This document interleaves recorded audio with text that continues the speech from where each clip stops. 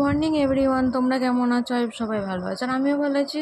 রূপের সংসার আরও একটা নতুন ব্লগে তোমাদের অনেকটা ওয়েলকাম ও একটা ভালোবাসা জানিয়ে আজকে ভিডিওটা স্টার্ট করলাম। তো দেখতে থাকো, অবশ্যই ভালো লাগবে। আর টাইটেল আর থাম্বনেল দেখে বুঝতে পেরেছো অবশ্যই আমি কি বলতে চাইছি। তো হ্যাঁ, যেটা লিখেছি সেটাই সত্যি। সংসারটাকে গুছিয়ে রাখার জন্য টাকাও যেমন দরকার, ধৈর্যটাও তেমন দরকার। ধৈর্য না থাকলে গোছানো যাবে না, টাকা না থাকলে জিনিসপত্র গোছানো যাবে না, সবইটাই দরকার। আর তার সাথে সাথে দরকার পরিবারের ভালো মানুষের, আর অবশ্যই হাজব্যান্ডকে ভালো হতে হবে, তাহলেই তোমার সংসারের সব কিছু পূর্ণ হবে আর কি। তো সকালটা শুরু করলাম, দেখো ঘরদোর। গুড মর্নিং এভরিওয়ান, তোমরা কেমন আছো? সবাই ভালো আছে আর আমিও ভালো আছি। রূপের সংসারে আরও একটা নতুন ব্লগে তোমাদের অনেক অনেক ওয়েলকাম, অনেক অনেক ভালোবাসা। ভালো আছি বলতে খুব একটা ভালো নেই, শরীরটা না কেমন যেন এনার্জি লেস লাগছে, বলতে পারবো না কেন। আর একদিন ধরে ব্লগ দিতে পারছি না, একদমই শরীরটা ভালো নেই।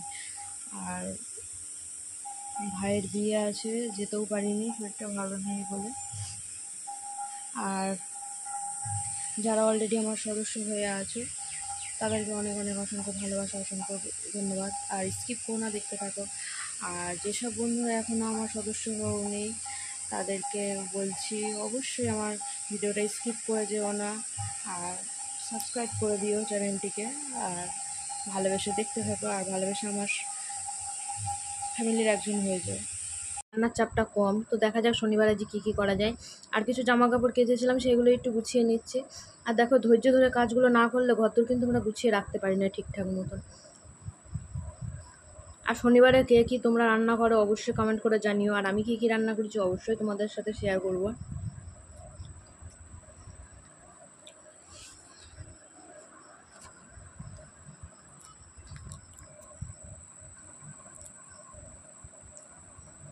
আর আমি এদিকে জামা কাপড়গুলো গুছিয়ে নিচ্ছি। আর একটা কথা কি জানো তো, আর মানে এতটা পয়সা টানাটানি, টাকা টানাটানি পড়েছে কি বলবো তোমাদের। রিচার্জটা ঠিক মতন করতে পারি, আর রিচার্জটা এমন করে ফেলেছি যে আমি কোনো ভ্লগ ছাড়তে পারছি না, রিলস। আর রিলসটা করতে গেলেও যে কত রকম সমস্যা হচ্ছে, এর ওর কাছ থেকে ওয়াইফাই মানে ধার করে করতে হচ্ছে। মানে এতটা সমস্যার সম্মুখীন হবো কখনোই ভাবতে পারিনি। তো প্লিজ বন্ধুরা, ভেবো না এটা কোনো সিম্পাতি জাগানো কথাবার্তা, সত্যিই তাই। মধ্যবিত্ত ঘরে কী কী হতে পারে নিশ্চয়ই তোমাদের অজানা কিছু নেই। তোমরা একটু প্লিজ হেল্প করো আমাকে এগিয়ে যাওয়ার জন্য।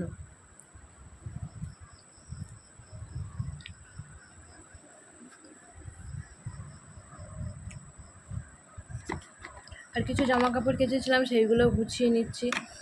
আর এইসব কাজ করার ফাঁকে ফাঁকে এগুলো বাড়তি কাজগুলো করতে হয়, নাহলে সমস্যা হয়ে যায়। আর জামা কাপড় ঢিবি হয়েই পড়ে থাকে, আর হতে চায় না। নুনটা মানে রান্না করা হয় না এখন, তো ওপর থেকে বৃষ্টি পড়ে না, এগুলো ছাতা পড়ে যাচ্ছে। তো মাঝে মধ্যে এগুলো একটু নিখিয়ে রাখি, তাহলে ভালো থাকে।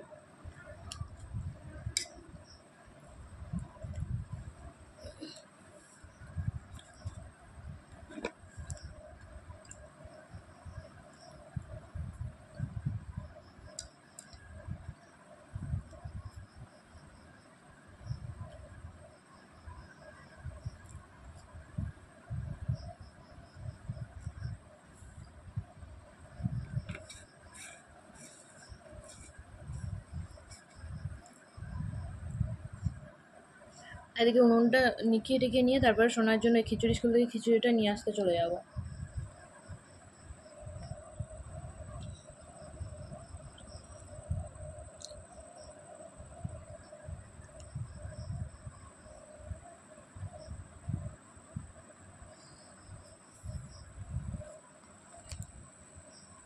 আর বাইরে এক এক সময় এত বৃষ্টি আসছে, মানে জামা কাপড় দিচ্ছি আবার তুলে নিয়ে চলে যেতে হচ্ছে, আবার একবার যাচ্ছি একবার নিয়ে আসতে হচ্ছে, এরকম হচ্ছে। মানে কীভাবে যে জামা কাপড় শুকাবো দেবো এরকম মনে হচ্ছে। তো ধর মাঝে মধ্যে মনে হচ্ছে তা পড়েই থাকুক, শুকানোর দরকার নেই।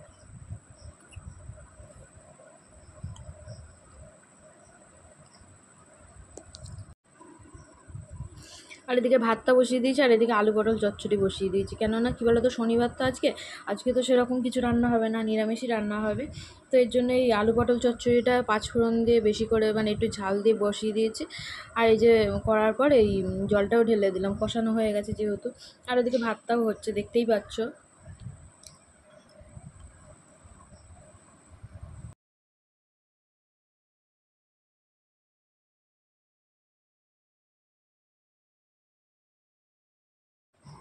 আর এই যে তোমাদেরকে বলছি যে মানে আর বাইরে প্রচণ্ড পরিমাণে মানে বয়স বা দিতে পারছি না, চারিদিকে মানে আওয়াজ হচ্ছে, তো তো এই জন্যই বলছি যে বাড়িতে মানে চাল কুমড়ো মিষ্টি কুমড়ো গাছ আছে, সেখান থেকে শাক নিয়ে যে শাকটা রান্না করব।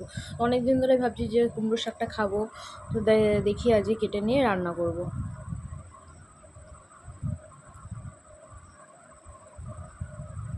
আর পার্লারে যেতে পারছি না, দেখো কতটা ভুঁড়ি হয়ে গেছে। দেখি কবে ভুঁড়িতে মানে পার্লারে যাওয়া যায়।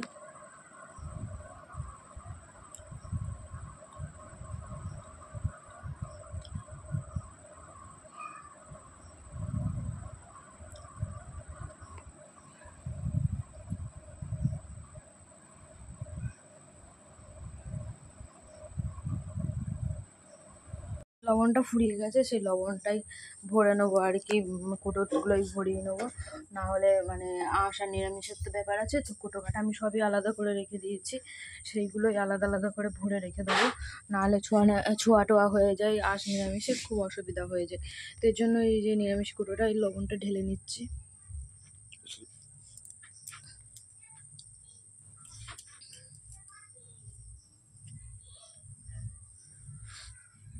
আর হাতটা দেখো আমার তেল ছিটকে লেগে কতটা পুড়ে গেছে।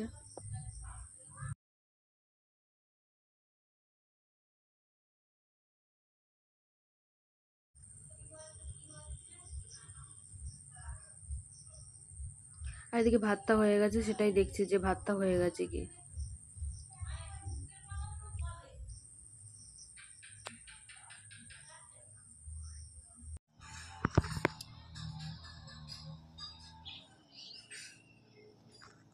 চাল কুমড়োটা মানে চাল কুমড়ো শাকটা কেটে নিয়েছি, তাই তারপরে এই যে ঝোলটা রান্না করতে বসিয়ে দিয়েছি।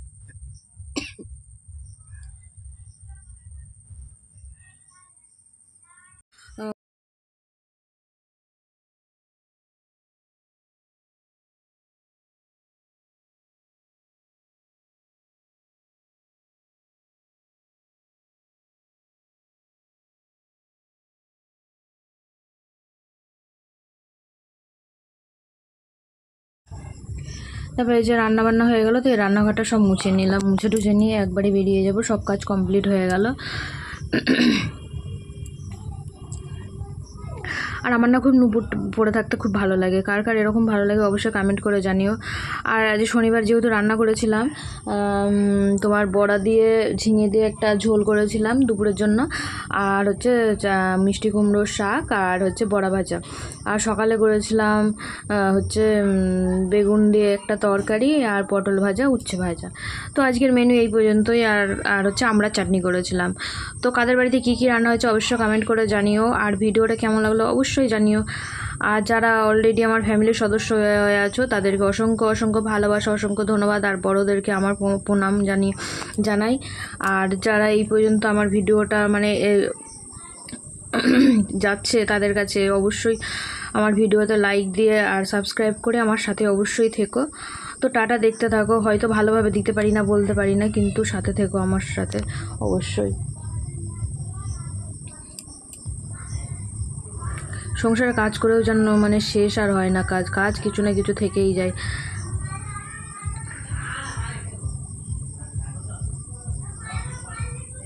তো টাটা, দেখতে থাকো।